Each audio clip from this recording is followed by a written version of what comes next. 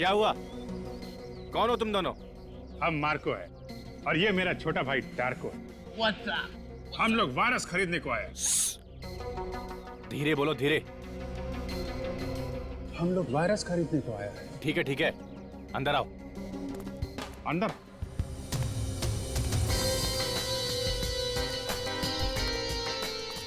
रुको, अपन के आदमी का मैसेज दिखाओ। तुम हम पर शक करता है? जाने दो छोटे, जाने दो, जाने दो, जाने दो। मैसेज देखना है? हाँ। ये वायरस चाहिए तो खतरपुर फैक्ट्री पहुंच जाओ।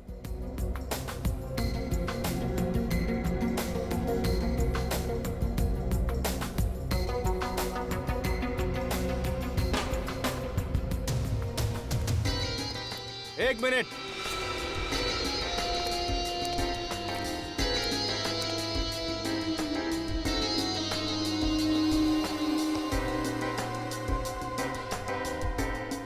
ये गन? गन? हम लोगों के पास गन नहीं होगा तो क्या लॉलीपॉप होगा? लेकिन यहाँ पर ये गन अलाउड नहीं है। अलाउ नहीं है? ठीक है, हम लोग यहाँ वायरस खरीदने आया है, गोली चलाने थोड़ी ना आया है। आ जाओ छोटे।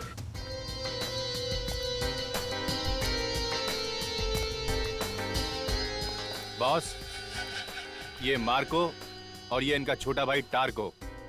हेलो निमांशु।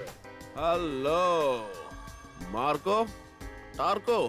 पहले कभी सुना नहीं इन दोनों के बारे में। इसीलिए तो हम वो वायरस खरीदने को आए। उस वायरस से हम वो धूम मचाएगा, वो धूम मचाएगा कि इंटरपोल का पुलिस भी हमारे नाम से थर थर कांपेगा। कहां से पकड़ के लेके आए इन दो नमूनों को? कितना कीमत है तुम्हारा वायरस का? सबसे ज्यादा कीमत हम देगा। बिठाओ इन दोनों को। चलो अंदर आ जाओ। नमूना बोला तुमको?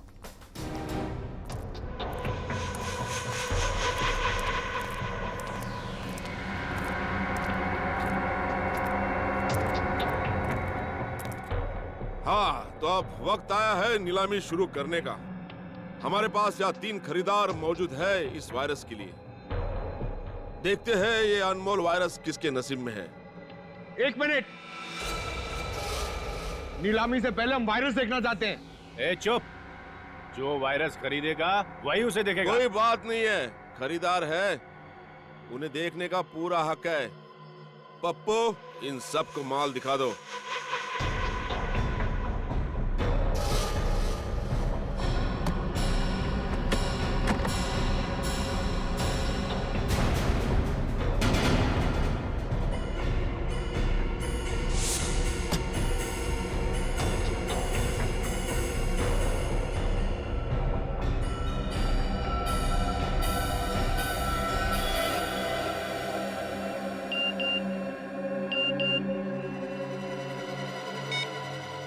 वायरस यहीं पर है। हाँ, तो नीलामी की शुरुआत होगी 10 करोड़ रुपए से। चलिए, बोली लगाइए। 11 करोड़। 12 करोड़। 15 करोड़। 20 करोड़। 20 करोड़। 40 करोड़। हाँ, 40 करोड़। 50 करोड़।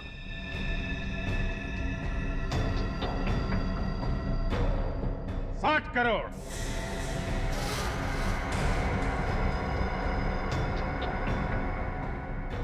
60 करोड़। बस 60 करोड़। इस अनमोल वायरस की कीमत तो 100 करोड़ भी कम है। कदरदानो, बोली बढ़ाइए। है कोई? 60 करोड़ 1, 60 करोड़ 2, 60 करोड़ 3। मुबारक हो मार्को और टार्को, वायरस आपका हो गया। पैसे लायो? कैसी बच्चों वाली बातें करते हो निमांशु? 60 करोड़ रुपए कोई पॉकेट में लेके घूमेगा? ये लो, मेरे इस मोबाइल फोन में अपना अकाउंट नंबर टाइप कर दो। 2 मिनट में तुम्हारे अकाउंट में पैसे ट्रांसफर हो जाएंगे। लाइए।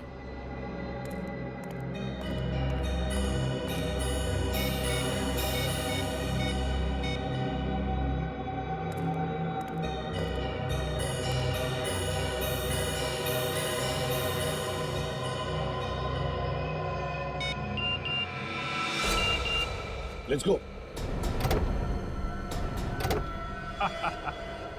मुबारक हो निमांशु, 2 मिनट में तुम बहुत अमीर आदमी बनने वाले हो। तुम्हारे साथ काम करके मार्को और डार्को को बहुत मजा आया। लाओ, अब वो वायरस हमको दे दो। लाओ। रॉक!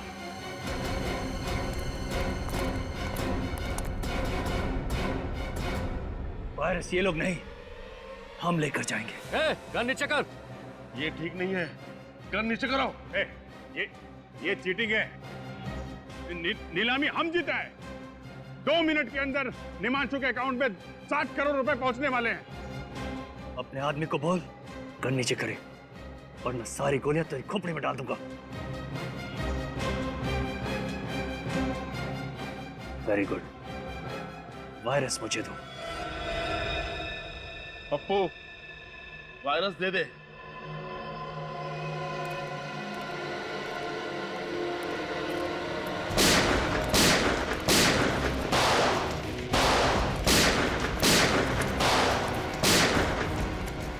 हाँ अभिजीत सर, वायरस लेके अभी निकल गया वो। माय गॉड,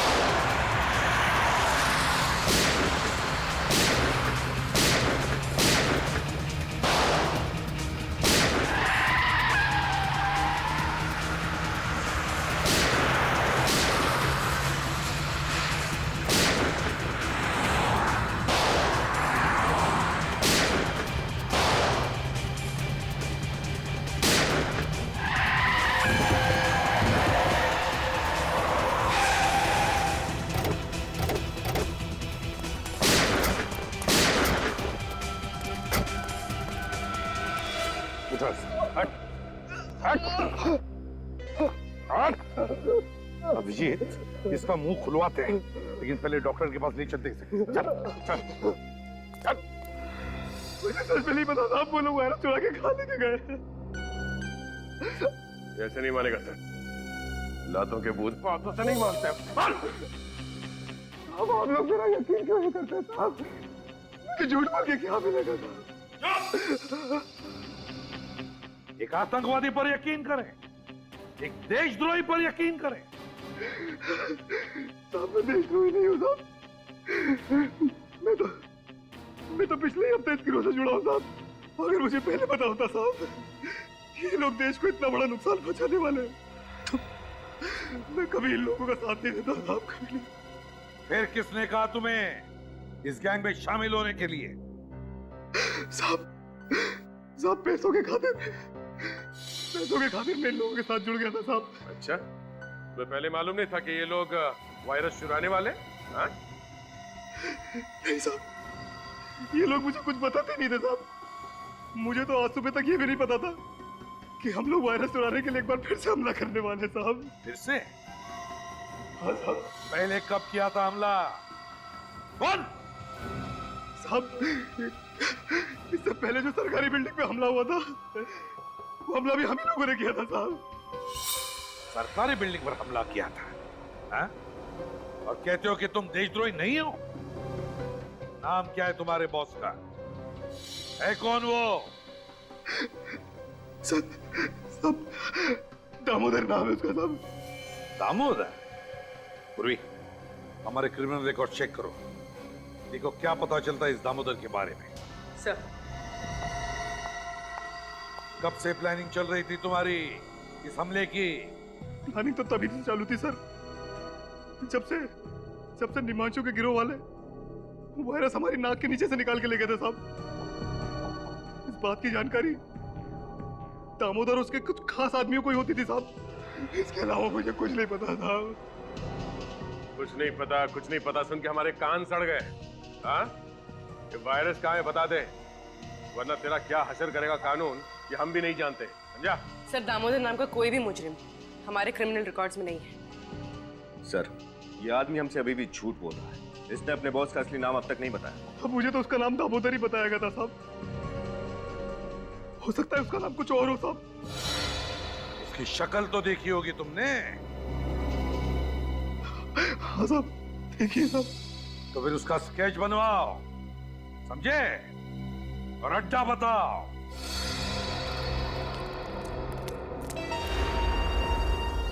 अभिजीत, पूर्वी के साथ उस तरफ हम लोग इस तरफ जाते हैं।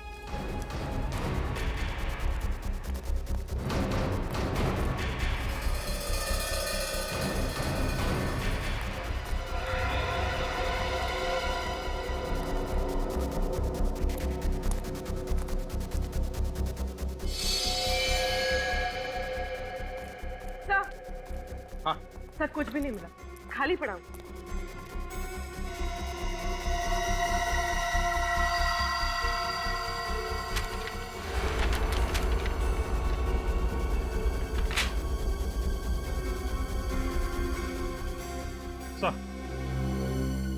सर, ये एक बिल्डिंग का प्लान मिला है। अभिजीत, किस बिल्डिंग का प्लान हो सकता है ये? सर, हो सकता है बिल्डिंग इनके छुपने का कोई इकलाटा हो। नहीं निखिल, मुझे नहीं लगता ऐसा खतरनाक वायरस लेकर वो बार बार अड्डा नहीं बदलेंगे। मुझे तो लगता है ये लोग इसी बिल्डिंग में वायरस फैलाने वाले हैं।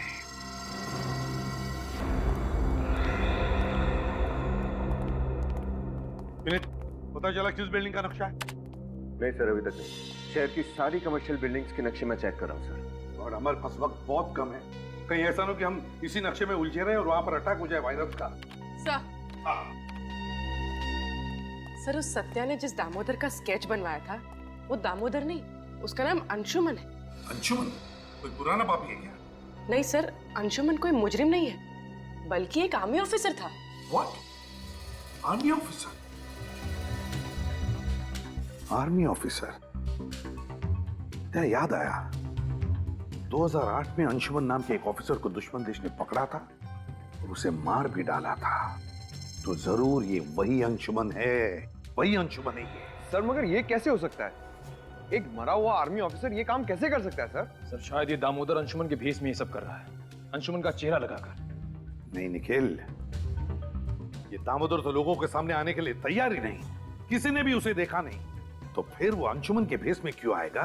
नहीं, ये अंशुमन मरा नहीं, अंशुमन जिंदा है, अभी भी अंशुमन जिंदा है। सर, अगर ये अंशुमन जिंदा है तो अपने परिवार वालों से जरूर मिलता होगा।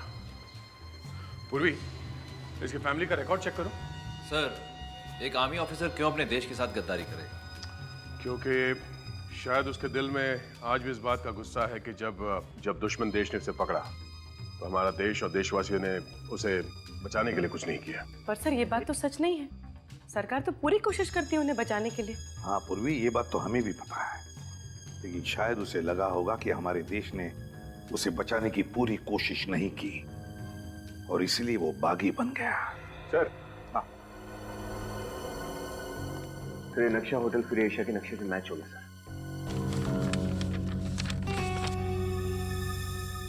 Hotel free Asia? मेरे पापा ने अपने एक एक सांस नौछावर कर दिए देशभक्ति के नाम पे, शहीद हो गए इस देश पे, और आप सीआईडी वाले उन्हें देशद्रोही कह रहे हैं, उन्हें मुजरिम कह रहे हैं। I'm sorry मिस रिया, मगर सच्चाई तो यही है कि आपके पिताजी मिस्टर अंशुमान ने देश को धोखा दिया है और वो मरे नहीं, अभी भी जिंदा हैं और अपने ही देश के खिलाफ एक ऐसा षड्यंत्र रच रहे हैं, न जाने उसकी कीमत आने वाली कितनी पुश्तें चुकाएंगी। ये नहीं हो सकता। पापा अगर जिंदा होते तो मुझसे मिलने क्यों नहीं आए? हो सकता है वो आए हो, और आप हमसे ये बात छुपा रही हो। व्हाट? मैं आप लोगों से झूठ क्यों बोलूंगी? मुझे समझ में नहीं आ रहा है आप लोग मेरी बात का यकीन क्यों नहीं कर रहे हैं? चलिए मान लिया कि आप सच बोल रही हैं। हाँ सूरज, मेरे कमरे की तलाशी लो। तलाशी? वो किस लिए? सच बोलने वाले तलाशी देने से कब से डरने लगे? आर्या जी? सर, ये मोबाइल फोन मिला, लेकिन इसमें इनके पिता अंशुमन जी का कहीं कोई नाम नहीं। कहीं कोई नाम नहीं है? एक काम करो सूरज, इस मोबाइल को अच्छी तरह से चेक करो और देखो कि रिया जी ने सबसे ज्यादा फोन किन नंबर्स पे किए हैं। सर, ये 5 नंबर्स पे। 5 नंबर्स?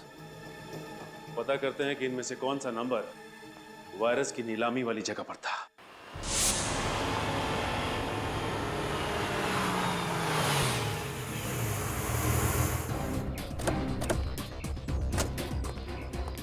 सर, अंशुमन का मोबाइल इस तरफ दिखा रहा है। चलो चलिए चलो। अरे सर, आप लोग अंदर नहीं जा सकते सर। हेलो सर, कहिए मैं आपकी क्या सहायता कर सकता हूँ? यार सहायता तब करोगे जब फोन उठाओगे। कब से फोन कर रहे हैं, उठा क्यों नहीं रहे हैं आप लोग? सॉरी सर, वो क्या आज आर्मी वालों की कॉन्फ्रेंस है, सभी लोग उसी की भागदौड़ में लगे हुए, शायद इसीलिए किसी का फोन की घंटी पर ध्यान नहीं गया। ये कॉन्फ्रेंस होनी नहीं चाहिए। सर बस क्यों? हम लोग सीआईडी से कॉन्फ्रेंस रोको जल्दी। सर सॉरी सर, लेकिन कॉन्फ्रेंस तो शुरू हो चुकी है, 11 बजे का वक्त था सर। माय गॉड, ये आदमी आया कॉन्फ्रेंस के लिए? पता नहीं सर, इतने सारे लोग किसका चेहरा याद रखूं, पर बात क्या है सर? बात बहुत सीरियस है। एक काम करो, तुम्हारा होटल अच्छी तरह से सील करो, कोई अंदर बाहर नहीं आना चाहिए। सीसीटीवी का लाइव कवरेज हमें देखना है, अभी दूरी पे है। सर, तैयार सर की गाड़ी इसी रास्ते पर करीब 100 मीटर दूर है। 100 मीटर? मगर फोन क्यों नहीं उठा रहा है वो?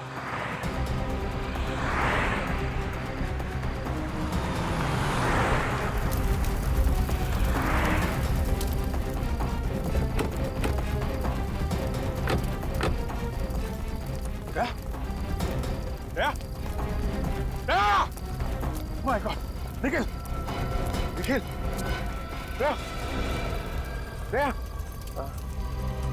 हुआ? क्या हुआ? हाँ जी, हाँ देखो वो वायरस आई है ना? वायरस? हाँ।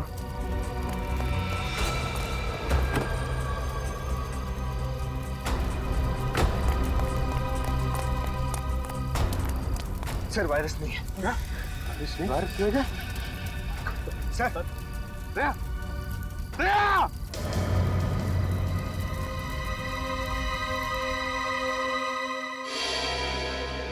मुझे पूरी उम्मीद थी आप और आपकी सीआईडी टीम उस वायरस को सही सलामत अपनी मंजिल तक पहुंचाएगी, मगर क्या रामंजन जी, उस वायरस के बारे में हमारी टीम के अलावा आपको और आपकी टीम को भी मालूम था।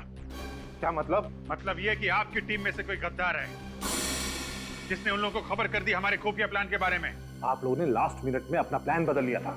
आप लोग किस रास्ते से जाने वाले हो, किस होटल में रुकने वाले हो, इसकी खबर नहीं थी मुझे। लेकिन आपको ये तो पता था कि वो वायरस लेके हम लोग अशोकनगर की लैब में जा रहे हैं। सर,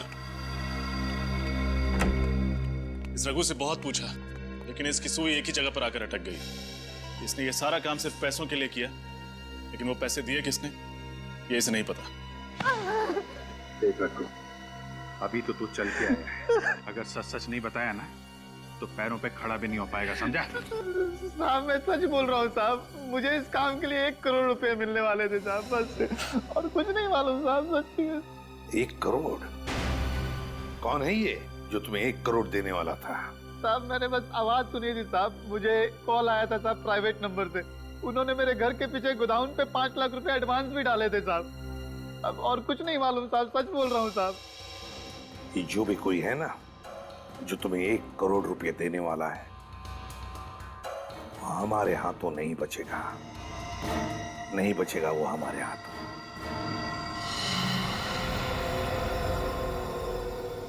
.22 कैलिबर की गोली, दया सर की गाड़ी पर .22 कैलिबर की गोलियां चलाई गई। हाँ रजत, और इन गोलियों के नीचे रिम भी है, ये देखिए। रिसर्च लैब पर जो गोलियां चली थी उनके नीचे रिम नहीं था और ना वो .22 कैलिबर की थी, वो थी .45 कैलिबर की गोलियां।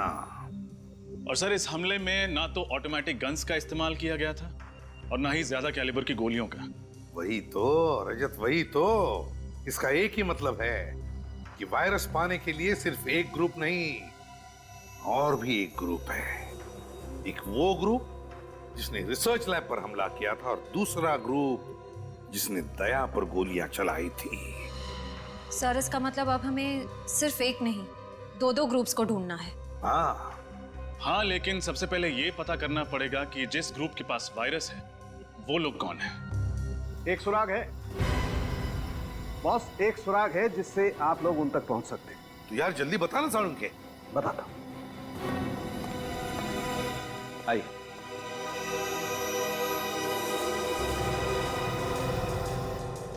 बॉस, ये उस बॉम्ब के टुकड़े हैं जिसका इस्तेमाल करके मुजरिमों ने उस वैन की धज्जियां उड़ाई थी। इस बॉम्ब में टाइमर के साथ साथ फर्टिलाइजर भी मिला है। लेकिन इसमें अनोखा क्या है सर? क्या अनोखा क्या है वो बता। अनोखा ये है बॉस कि ये बॉम्ब दिखने में तो बहुत छोटा सा टिफिन बॉक्स जैसा है, लेकिन है बहुत खतरनाक। इस बॉम्ब का इस्तेमाल बड़ी बड़ी फैक्ट्रीज में एक्सप्लोजर के लिए किया जाता है। और एक बात, इस बॉम्ब के कंपोनेंट बाजार में आसानी से नहीं मिलते हैं। बड़ी बड़ी फैक्ट्रीज को भी खास परमिशन लेकर के स्पेशल ऑर्डर देकर के मंगवाना पड़ता है। तो फिर जरूर ये सारा सामान किसी फैक्ट्री से चुराया गया है।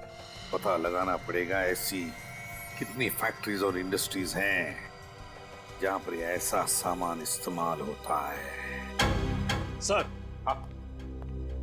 क्या पता चला बॉम्ब के बारे में रजत? सर ये बॉम्ब पाइपलाइन कंपनीज में इस्तेमाल किया जाता है। मैंने शहर की हर ऐसी कंपनी को इन्फॉर्म कर दिया है। जैसे ही पता चलेगा कि ये बॉम्ब कहां से गायब हुआ था, हमें खबर मिल जाएगी। सर, उस नकली नंबर प्लेट वाली गाड़ी का पता चल गया। चेसी नंबर से ढूंढ लिया कि वो गाड़ी किसकी है। किसकी है गाड़ी? सर यूनिक टैक्सी कंपनी की है। अच्छा, यूनिक टैक्सी कंपनी। सर वो वैन किसी ने बुक नहीं की, वो तो चोरी हो गई थी। क्या वैन चोरी हुई थी? हाँ सर, कल ही वैन चोरी हुई और कल ही मैंने पुलिस में रिपोर्ट भी लिखवा दी थी। झूठ तो नहीं बोल रहे हो? क्या सर, मैं झूठ क्यों बोलूंगा? एक तो मेरा इतना बड़ा नुकसान हो गया, ऊपर से आप मुझ पे शक कर रहे हैं। अच्छा, ये तुम्हारी वैन यहाँ से चोरी हुई थी? हाँ सर, यही वो जगह है जहाँ मेरी वैन खड़ी थी। यहाँ पे खड़ी थी?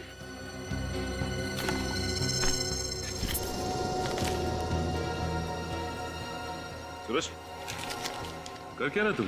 वो कुछ नहीं, वो कचरा गिरा पड़ा था, मैंने सोचा उठा के बाहर फेंक दूंगा। इधर देखो, ये तो रेस्टोरेंट का बिल है। 5 बजे यहाँ से सैंडविच खरीदा गया, पनीर सैंडविच। ये कितने बजे चोरी हुई थी वैन यहाँ से? सर ये कोई शाम 8 बजे।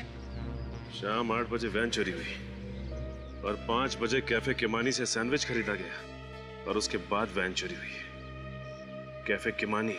तो आपके वेयरहाउस से सिल्वर बॉक्स गायब? हाँ सर। ऐसे कैसे बॉक्स चोरी हो गया? आपके सिक्योरिटी गार्ड खर्राटे मार रहे थे क्या? नहीं सर, वो दरअसल 2 दिन पहले वेयरहाउस में आग लगी थी। शायद उसी दौरान किसी ने बॉक्स को चुरा लिया होगा। ये आग लगी कैसे? सर वो शॉर्ट सर्किट की वजह से।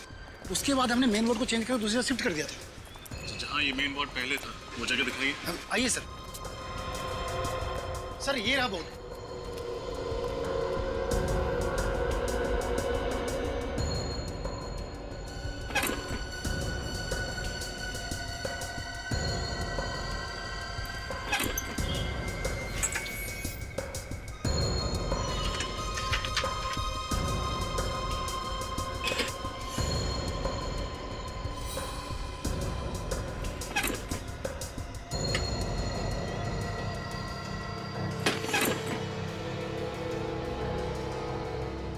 आग लगी नहीं, लगवाई गई है ताकि आग के बहाने सिल्वर बॉक्स चुराया जा सके। क्या आग जानबूझकर लगाई गई थी? जी हाँ, किसी ने जानबूझकर इस फ्यूज में ये मोटी तार लगाई ताकि जब शॉर्ट सर्किट हो तो ये फ्यूज न उड़े और आग लगती रहे। मतलब जिसने भी ये किया है वो आतंकवादियों से मिला हुआ है। इस पावर बोर्ड पे जितने भी उंगलियों के निशान उठा लो।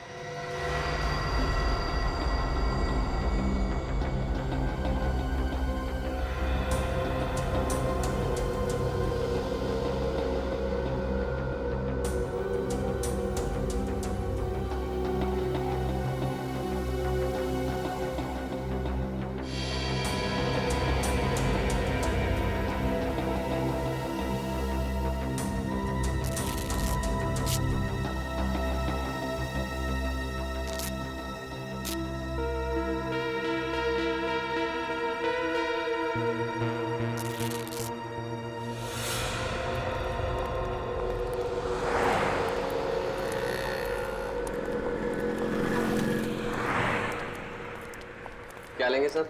Ice cream, French fries, burger, sandwich? हम CID से। CID? क्या बात है सर? कल शाम को 5 बजे आपके यहाँ से किसी ने पनीर सैंडविच खरीदा था। ये रहा उसका बिल। ध्यान से देखिए इस बिल को और अपने दिमाग पे जोर डालिए और बताइए कि किसने खरीदा था ये। सर ऐसे तो रोज 50 लोग पनीर सैंडविच के लिए आते हैं, ऐसे कैसे याद रख सकता हूँ? तुम नहीं बता सकते, लेकिन ये CCTV फुटेज ये तो बता सकती है ना कि कौन और कब आया था। फुटेज दिखाओ जरा। जी सर।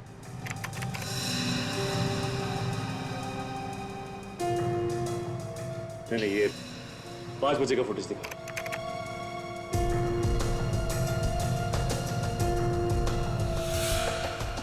सर यही दोनों बंदे आए थे 5 बजे पनीर सैंडविच लेने।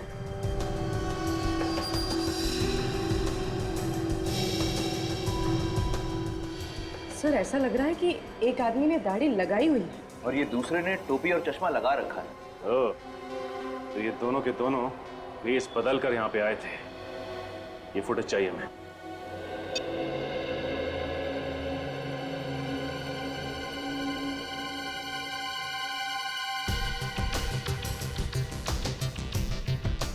पूरी पॉज करो। अब रिवाइंड करके उसके हाथ पर जूम करो। देखना जरा दया, उसके हाथ पे कुछ है। हाथ पे टैटू बना है सर। हाँ, TS। सर ये TS क्या हो सकता है? सर हो सकता है ये इस मुजरिम के नाम के इनिशियल्स हो। हाँ हो सकता है। पूर्व एक काम करो, हमारे क्रिमिनल रिकॉर्ड चेक करो, देखो किन किन मुजरिमों के नाम TS से शुरू होते हैं। सर एक मिनट सर, तो मुझे ऐसा लगता है कि ये टैटू मैंने पहले भी कहीं देखा है। सर आप इस मुजरिम को पहचानते हैं? टैटू को देखकर लगता है कि इस आदमी के साथ कहीं ना तो कहीं मुठभेड़ हुई है। TS तो शाह नहीं, तरुण, क्या नाम है उस आदमी का? TS तेजा, तेजा शान। TS sir. तेजा शान, तेजा शान। पूर्वी इस तेजा शान की पूरी कुंडली निकालो, बताओ क्या है। हाँ सर, सर ये रहा। सर ये तेजा तो गाड़ियां चुराता है। अच्छा अच्छा अच्छा, अब याद आया। मार्च में जब मैं नासिक जा रहा था तब रास्ते में मैंने इसे कार चोरी करते हुए पकड़ा था सर। सर ये छोटा मोटा चोर है, इतने बड़े षड्यंत्र में इसका हाथ कैसे हो सकता है?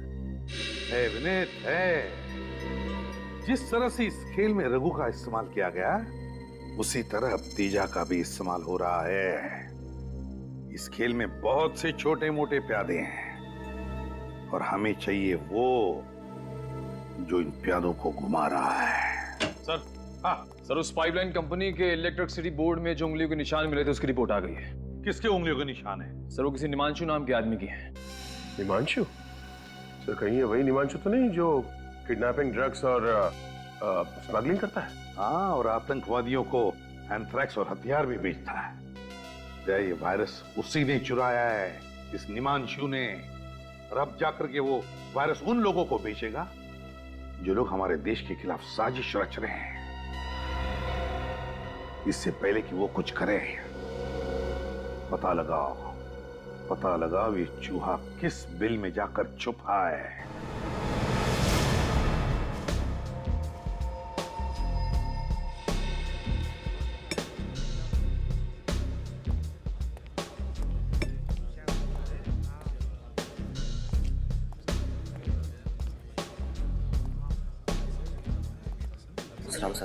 बैठ कर लो। देख, मुझे निमांशु का एड्रेस चाहिए। निमांशु? देश की सुरक्षा का सवाल है, जल्दी बता। साहब अपन सच बोल रहे हैं। अभी वो किधर है, अपन को सच में कुछ भी पता नहीं।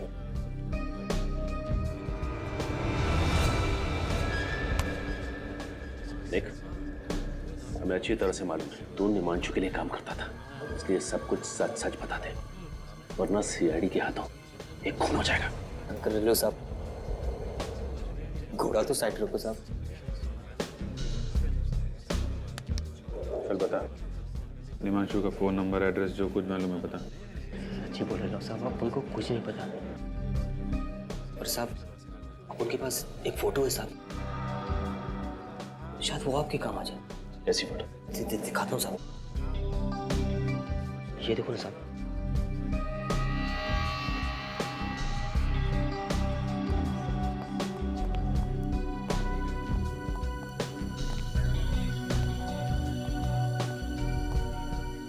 कहाँ की फोटो है ये?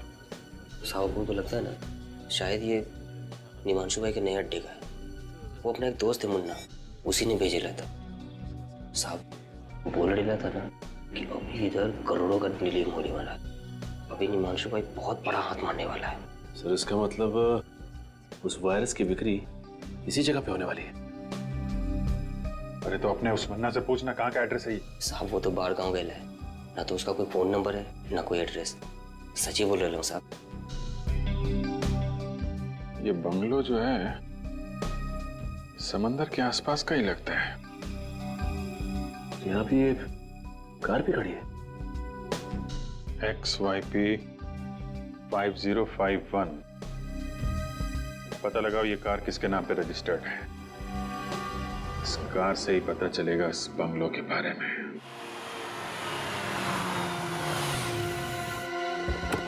संभल के, निमांशु अटैक कर सकता है।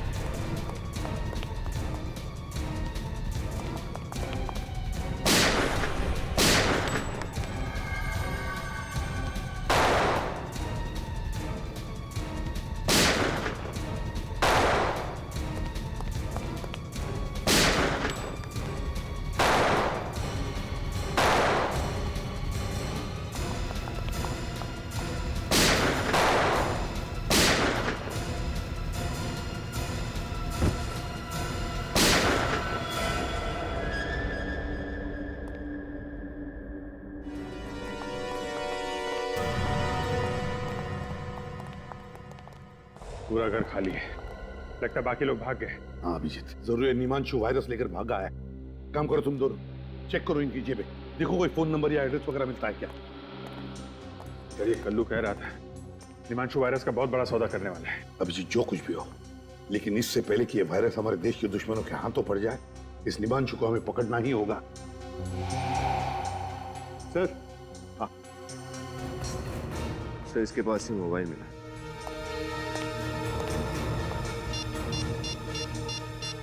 माय गॉड अभिजीत, ये देखो, इसने निमांशु को मैसेज भेजा है कि वायरस के लिए एक और खरीदार मिला है, उसे मैं खतरपुर फैक्ट्री भेज रहा हूं। एक और खरीदार? इसका मतलब ये निमांशु किसी एक गैंग को वायरस नहीं भेज रहा है सर, और भी लोग पड़े हैं इस वायरस के पीछे। ये निमांशु इस वायरस की नीलामी कर रहा होगा खतरपुर फैक्ट्री में। हाँ अभिजीत, एक काम करो अभिजीत, तुम अपने लिए एक नकली नाम, एक नकली आइडेंटिटी ले लो। मैं तुम्हें और निमांशु को एक मैसेज भेजता हूं।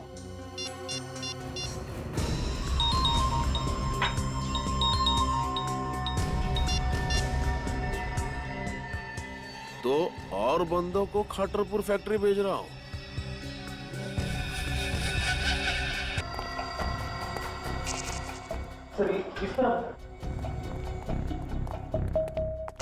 अभिजीत, यहाँ जाइए प्लीज जल्दी।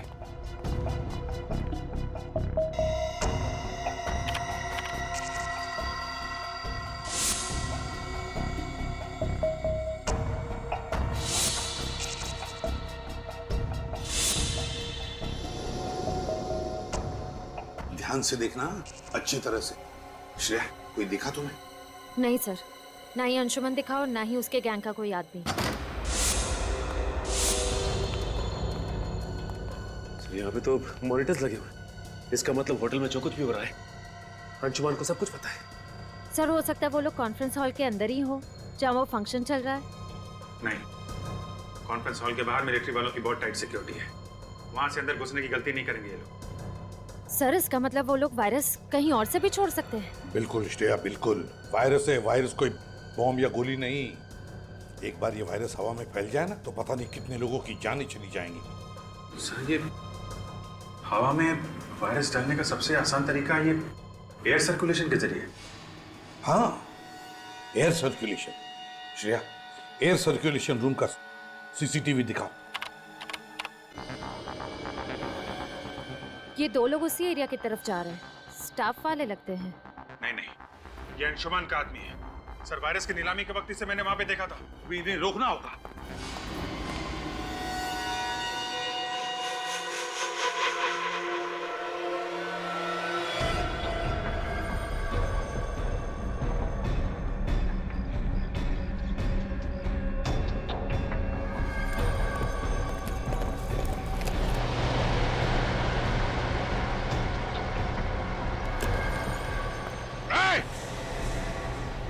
रुक जाओ वरना गोली मार दूंगा।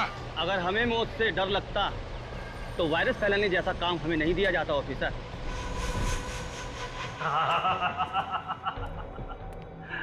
वाकई अंशुमन को सब खबर है। कहा क्या हो रहा है लल्लू राम, बड़ी देर से समझ में आया। शायद तुम्हें इस बात की खबर नहीं है कि सीआईडी तुम्हारे ड्रामे पर पर्दा डाल चुकी है। मासूम लोगों की जानें लेना बहादुरी नहीं, कायरता है। इस देश और देशवासियों को तबाह करना, बस यही हमारा मकसद है। जब तक सीआईडी है तब तक तुम जैसे लोग हमारे देश और देशवासियों का कुछ नहीं कर सकते।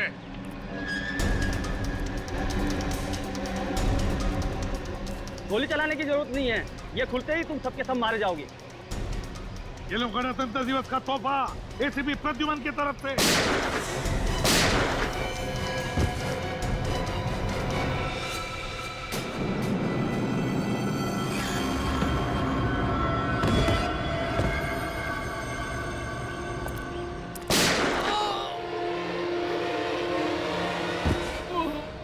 प्लास्टिक ग्रेटोल के पीछे। ये कैसे हो सकता है? तुम्हें क्या लगता है ये अंशुमन इतना बेवकूफ है? मेरे पास दो और वायरस के कनिस्टर हैं। भारत की तबाही अब निश्चित है, निश्चित। शर्म आनी चाहिए तुम्हें। जिस देश की फौज का हिस्सा रहे हो तुम, उसी देश को तबाह करने की बातें कर रहे हो। कुछ नहीं दिया, कुछ नहीं दिया मुझे इस देश ने। चढ़ रहा था मैं इतने सालों से दुश्मन की बदबूदार जेलों में, और यहाँ भारत के वासी आराम की नींद सो रहे थे, त्योहार मना रहे थे, डिस्को जा रहे थे, इश्क ला रहे थे। देखो अंशुमन, जो कुछ भी तुम्हारे साथ हुआ उस बात का हम सबको अफसोस है, और ऐसी बात नहीं है कि सरकार ने कोशिश नहीं की थी तुम्हें बचाने की। कोशिश की थी। बस अब मेरी जिंदगी का एक ही मकसद है, भारत की तबाही, बर्बादी, और ये रहा उसका पहला नमूना। अंशुमन,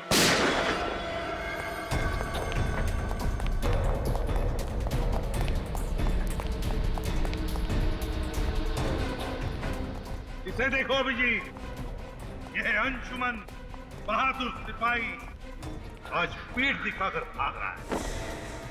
आगे मत बढ़ना, मैं कहता हूं आगे मत बढ़ना, वरना मैं खुद को गोली मारूंगा। आगे मत बढ़ना। इतनी आसान मौत नहीं मिलेगी तुझे अंशुमन। तूने जो किया है उसका अंजाम तो झेलना ही पड़ेगा।